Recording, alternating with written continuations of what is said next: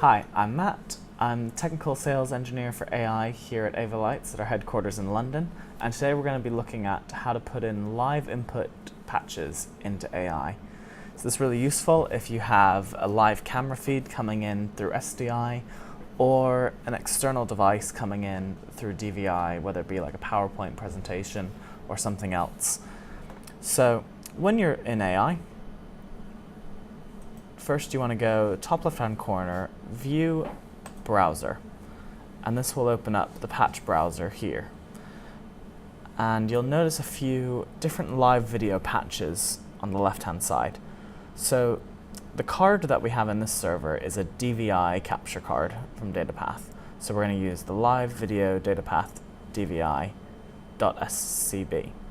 So I'm going to double click that, and up here on the top left you can select which device you want. So because this server has both an SDI, a dual SDI and a DVI capture card, I'm going to select that one, number 3, and there we go. We can see our image, and you have a bunch of settings here that if you need to change things of the refresh rate, whether you want low latency mode, the color space, all of that can be changed in this patch. And we can go ahead and file. So when this is selected, we'll go file, save as, and let's navigate to C, Avolites, AI, distrib, and we'll go patches. And I'm just going to save this as new DVI.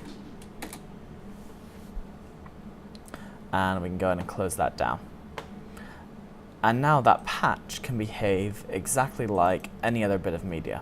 So we can navigate to that place in Windows Explorer, patches, new DVI, and just drag that into our media bank here.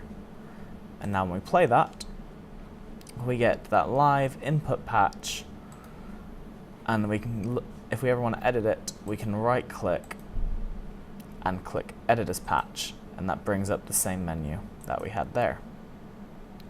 So I'm just going to say don't save.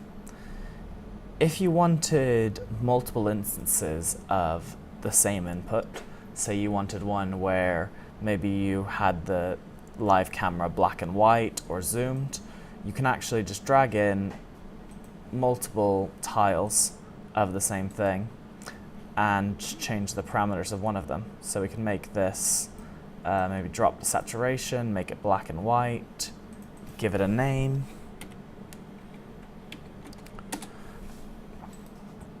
and now we can recall that patch in either black and white or in color.